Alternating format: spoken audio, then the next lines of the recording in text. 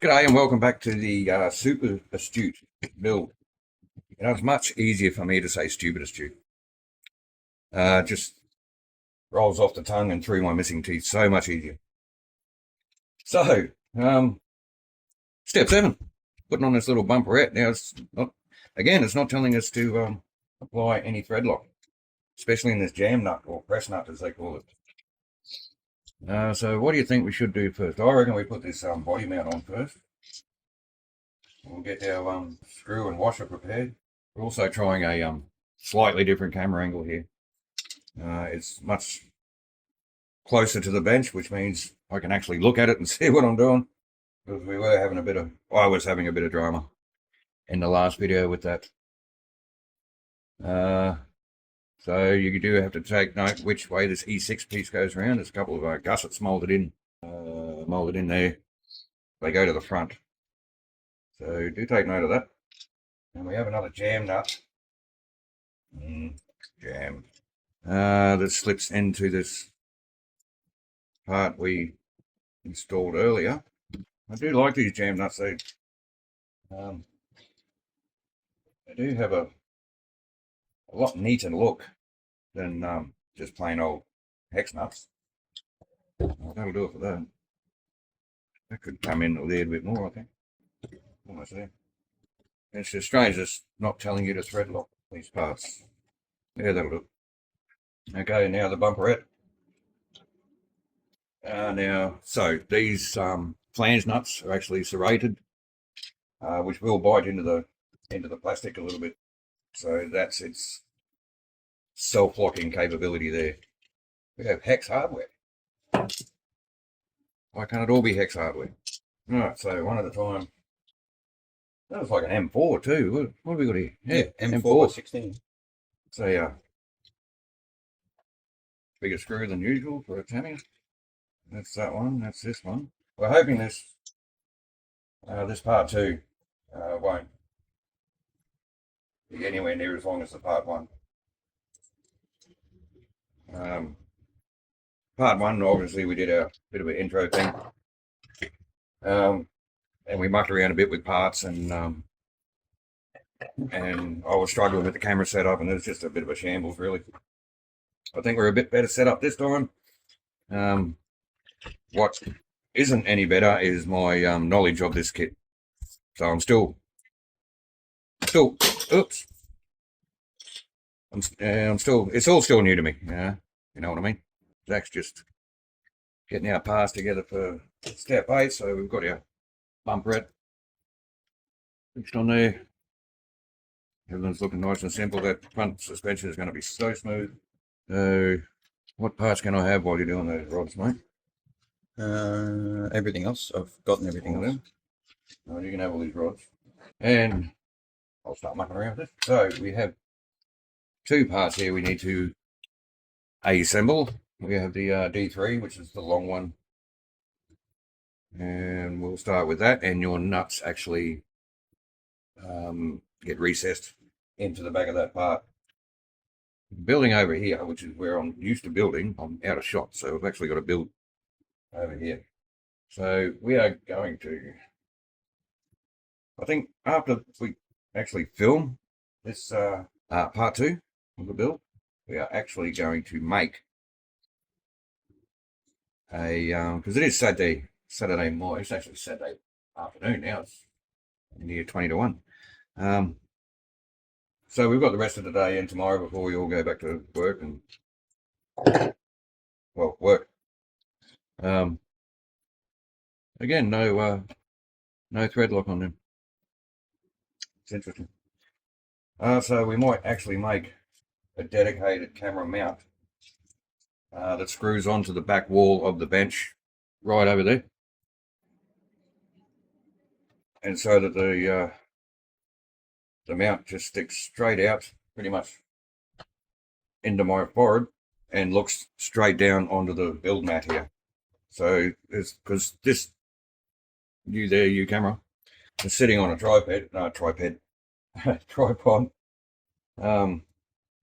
which is right next to our feet, and if we move in the wrong direction we kick the tripod, or we actually move the camera and stub our toe, and it's just not ideal. So we can make a mount that comes off the wall, basically towards us here.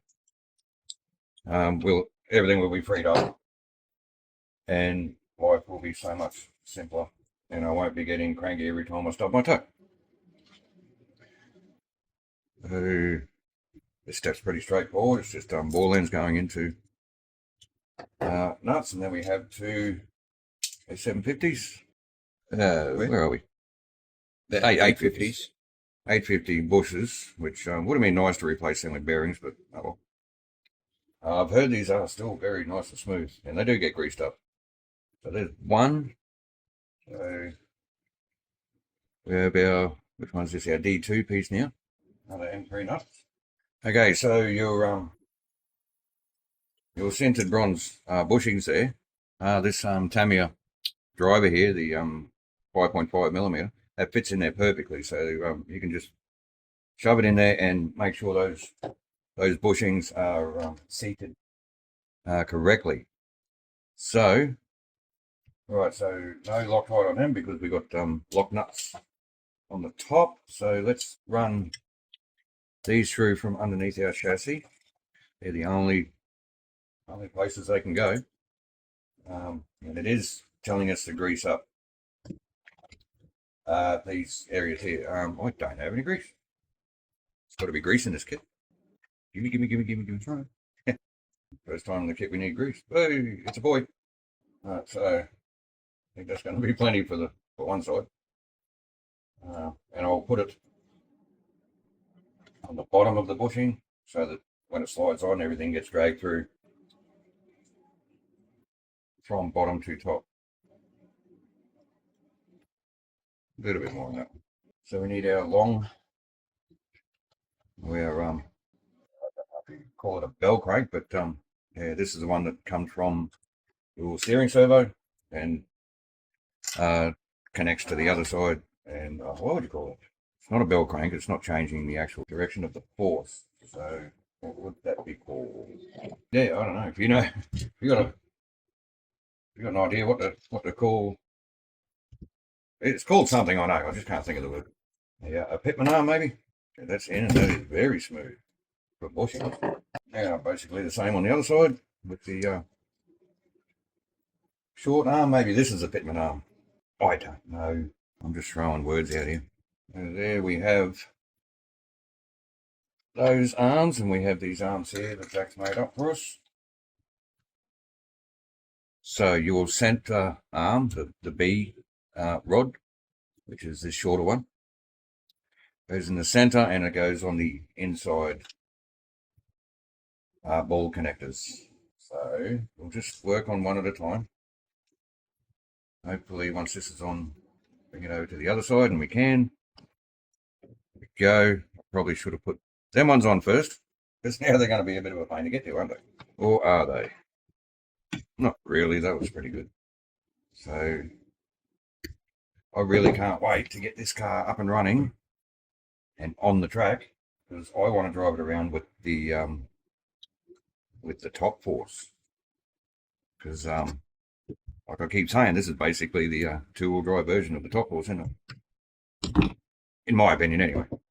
I wouldn't know. I've never built this car or driven this car. But so far, geometrically,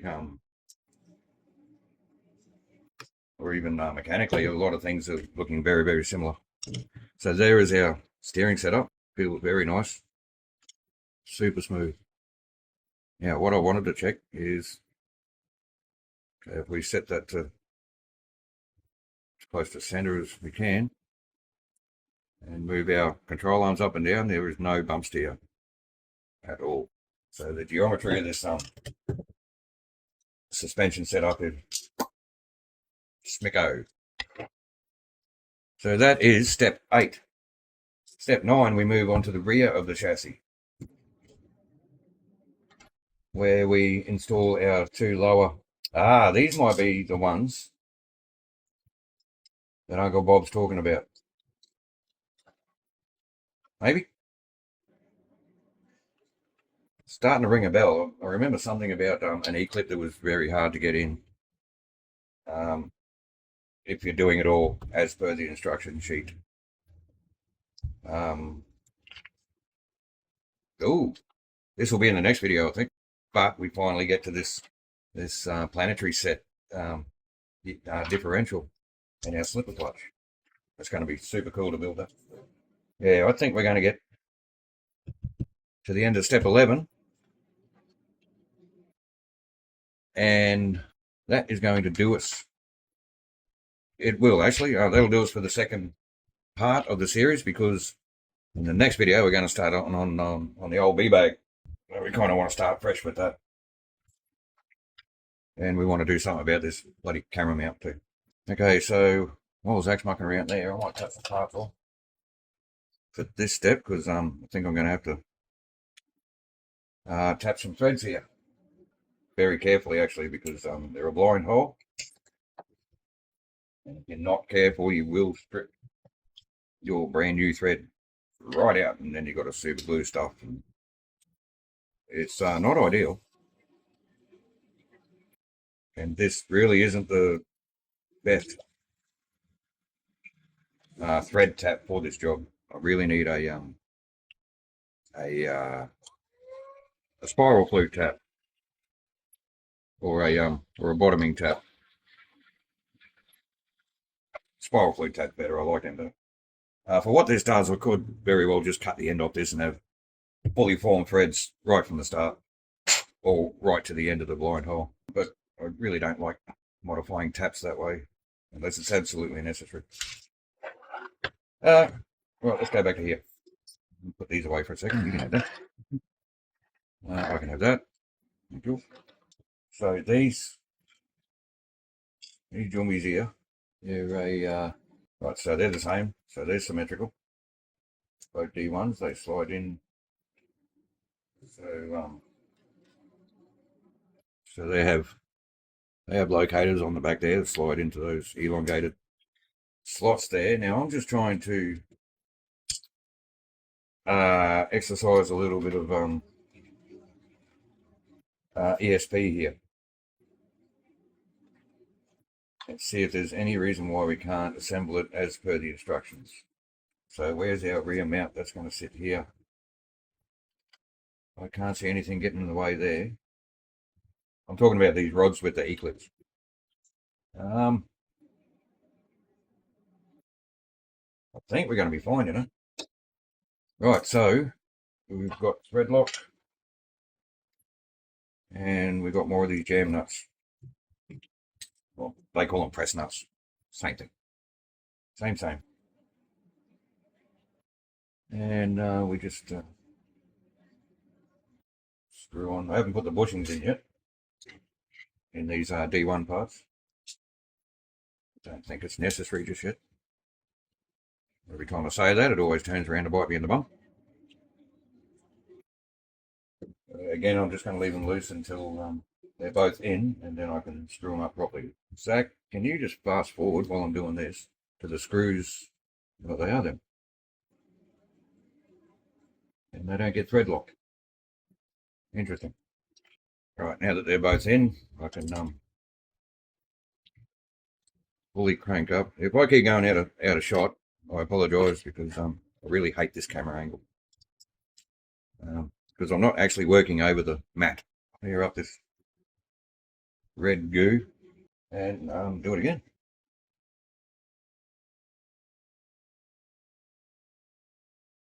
So they're in now. Hex hardware would have been really nice on these, because to try and get those press nuts all the way into the plastic. I guess you could press them in prior to trying to pull them in with the screw. That's probably not a bad idea, actually. I'll try that. Next one, not much point trying it on here, because that's actually a soft plastic part. If you get them straight, and I don't have anything really small enough to, yes I do. It's going to take a fair bit of snot to force that in by hand. So I think you're going to have to pull them in with the screw. So yeah, hex nuts or hex hardware would have been nice back there. So Might as well chuck these bushings in now. Chuck them in. We can put this rear bumper head on. Goes on top. Screws come in from the bottom, obviously, because they're countersunk. With no thread lock. You can feel that screw actually pulling that jam nut into the plastic, so that's the way to do it. So step 10, a few parts here, which is basically attaching the lower control arms, attaching your rear arms. So we have this bit here, I'll show you in a minute. So I reckon we put these, can you set the verniers to 5mm, please, mate? Screw these grub screws into these control arms here. Yeah, it'll be much better with the, yeah. We're still working on camera angles and stuff like that. So these have to be sticking out 5mm, which I've gotten that pretty close. That'll do that one. Need another one of them. I do love hex hardware. Makes things so much easier. And because these are hex grub screws, there's maybe no need to cut a thread into that plastic. A little bit more. Now, if you want to get like really spot on,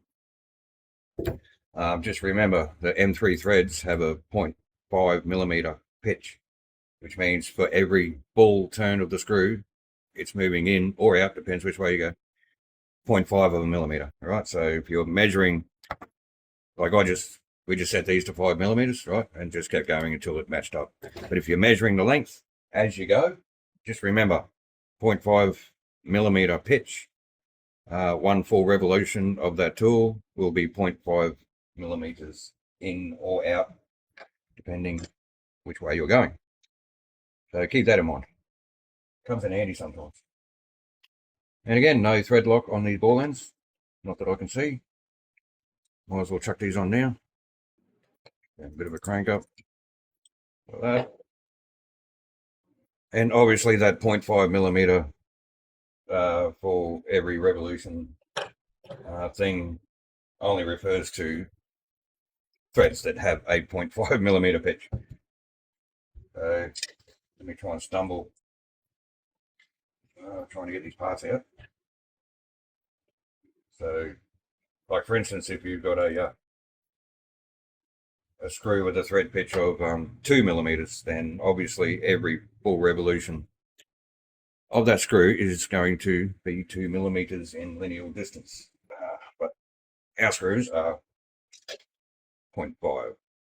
So we got this little joiner plate to go either side of these control arms. Somehow, if I stop covering up the bloody book. So we're going to slide both our rods in first. And again, no grease. There you go. All right, that's what they say. So people will try and say, even manufacturers of the plain bushings will try and tell you that they're self-lubricating. They kind of not. They're very much so not. I mean, they kind of are too. It's difficult to explain. They do have self-lubricating properties.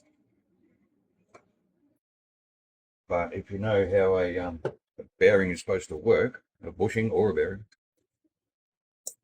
there is supposed to be absolutely no contact between the bearing or the bushing or the other element that it's rolling inside or around. Because that's when you would have heard the term picking up a bearing.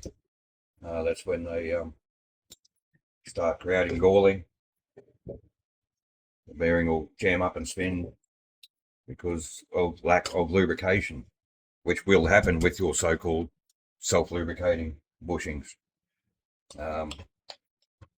over time anyway, if they're not taken care of properly. So that's step. Like I said, many steps, not very many parts.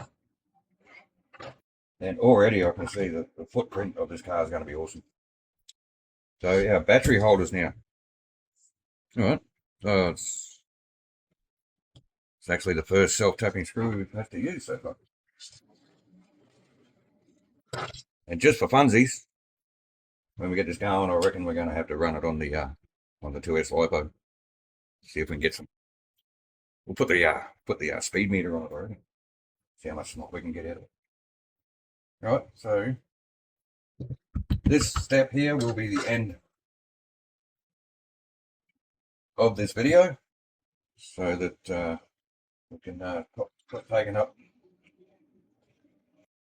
taking up your precious time, and we can go downstairs. Yes, it's 1 o'clock. We can go downstairs and where it's cooler for starters, and maybe do some other kind of work I really don't want to do. It's just too bloody hot. All right, so this rear piece here sits over that area there. So remember we said now that the bench is set up and nice and neat and tidy, we're gonna just bring in tools and consumables as we need them. Perfect example, we didn't have any alcohol wipes here, so that's something that's going to have to sit on the shelf.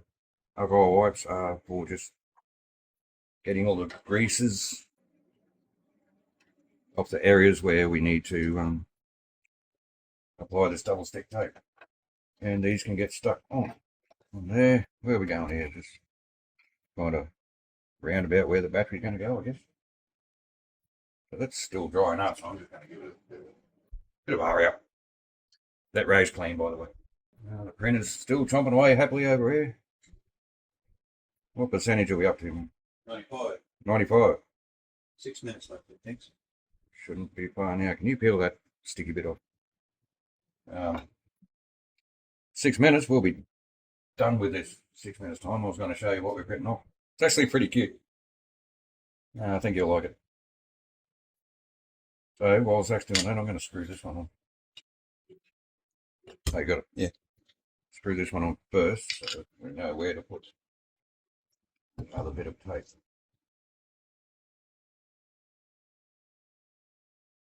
Okay, now have a look at this. See that? No, you can't. See that part there? It's on the piss. Right, since there's only one screw holding each side on, that essentially, where that screw goes, that essentially becomes a fulcrum point. Yeah, kind of a fulcrum point. You know what I mean. So once as you're doing up the screw, it's going to want to distort that plastic. So you're going to have to hold that straight while you're screwing in the screw from the bottom. So keep that in mind. Another bit of tape. Now, just out of curiosity, you killed the cat. Do we have a Tamiya battery handy? We probably don't, do we? They're all downstairs, I think. I think there's one in the There's one in the hot shot. Even a dead one. Oh, yeah, no, I got one. Let's see if that actually fits inside. Oh, dead Nemi battery. Yeah, plenty of room in there for a Nemi. Like I said, we're gonna have a bit of fun and run the LiPo. Which actually we probably won't, because we don't have a proper charge for that LiPo. We can charge it, but we can't storage charge it. So, enough blabbing on. I was going to show you what we were printing off in this video, but it's still on 95%, so that could take a little while, so you're going to have to wait till next video, I guess. Alright, that's it for that. That's our battery tray mounted, rear lower arms mounted, front suspension, or front arms mounted, steering. This thing's coming together really, really nice. So in the next video, we're going to hook up the B bag. We're going to pull all the parts away that are left over from the A bag, and sort all that out. We're moving on to this very interesting planetary set rear differential. I've got to put that back in that thing. So, as always, thanks for watching. Thanks for your support. Have a great day, and we're going to get out of this heat. This room's pretty hot. Bye.